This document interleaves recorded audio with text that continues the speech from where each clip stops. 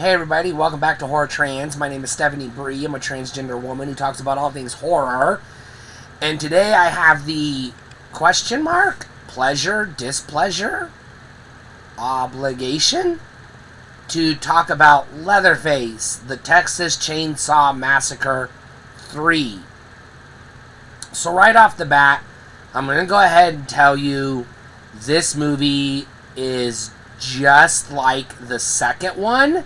Not, or I should say more like the second one, less like the first one. So, think more like over the top, exaggerated, somewhat comedic, but still hella gory. Kinda almost scary, but not really scary.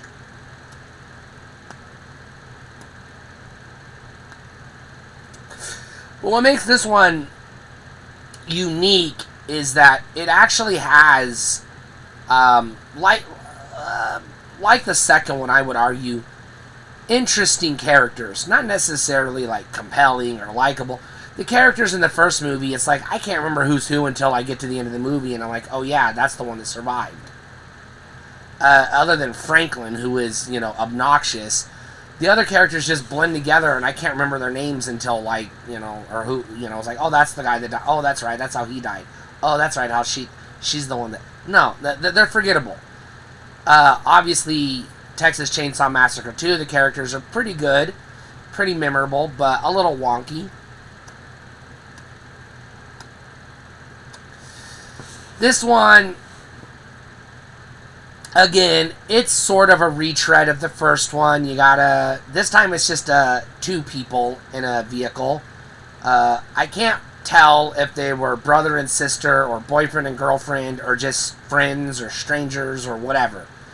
I don't think it ever made it clear because, spoilers, they end up getting captured by the creeps pretty early. Well, not early, not real early, but they don't, they don't make it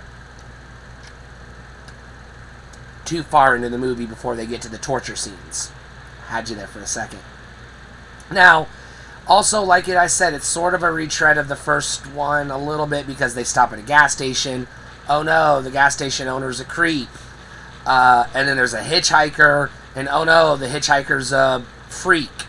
But, like, yeah, it's not the exact same, but it's, it's like, oh yeah, remember when we did this? Haha. It's a wink and a nudge, so you gotta take it with a grain of salt. I do appreciate how they try to maintain continuity between the first two movies, in that you have two things that are pretty good. The voiceover is still the same, it's like, here's the setting, and here's the story so far, with the text and the voiceover. You know what to expect here, no, but it gives you a, hey, remember the survivor of the first movie we forgot to talk about in the sequel? Oh yeah, she died in between films somewhere. But also, one thing I appreciate about this one is Leatherface is actually walking with a leg brace, which is a continuity thing because he got his leg chopped up in the first movie and kind of again in the second one. So it's like, yeah, he should have some type of... He shouldn't be walking around like nothing ever happened. So, kudos for that. The kills, as to be expected, over the top, gory as fuck. Nothing in this movie is scary, but it's like, oh, okay. But it's more of an action comedy than a horror movie. You still kind of have the tropes. You still have the weird family, but this time you're seeing different people in the family, I guess. I don't know if there's much in the way of continuity when it comes to the family, and I'm just going to call them the family because I don't remember their name.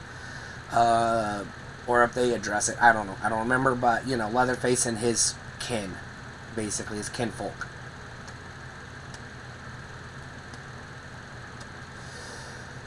Now, this is not a franchise ranking. I'll probably do that later, but for now, I will say, I liked this one, and I'm ranking it as a buy.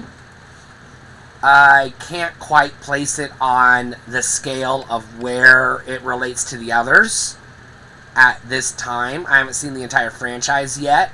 I'm working on it. I'm working my way through it. But I have two things I have to point out with this movie. One, it gets a little hectic. Kind of like part 2 does, but... 3 gets one gets a teensy bit hectic in the dinner scene, but not really. 2 kind of does, in the underground stuff in the carnival, but this one gets a little hectic. It's hard to follow. Sometimes I was watching it and I was like, wait, when did they escape? Or wait, when did they get caught? Or wait, who's that? Or wait, are they a good guy or a bad guy? What's going on? So it's a little bit, like just a lot of shit happening all at once, and you're just gonna have to go with it. The second thing I gotta point out is really early on, there is a vomit-inducing, I don't even want to say it, scene in the graveyard really early in the movie, which is why it took me watching this movie twice, because I got to the vomit-inducing scene and yes, I puked, and I had to turn the movie off because I was puking. And I was like, all right, I'm gonna watch it again, but I got to give it 3 months. So I took 3 months, and I was like, all right, I'm gonna try again, but this time I'm gonna just, look the other way while the gross shit is happening. And then as soon as I know it's safe to look back at the TV, I'll look back at the TV and finish the movie, and I did. So if gooey, mushy, I can't even describe it. I'm just gonna tell you what. If melted bodies grosses you out, yeah, fair warning. This movie might trigger your upset stomach. Otherwise, it's just a standard, pretty good, just like the rest of them that I've seen. Texas Chainsaw Massacre. I'm gonna go on record, even though some people haven't probably watched all of my videos. Please go back and watch my other videos. I have yet to see a Texas Chainsaw movie I didn't like. Now, I've still got like 4 more movies in the franchise I haven't seen. So, who knows?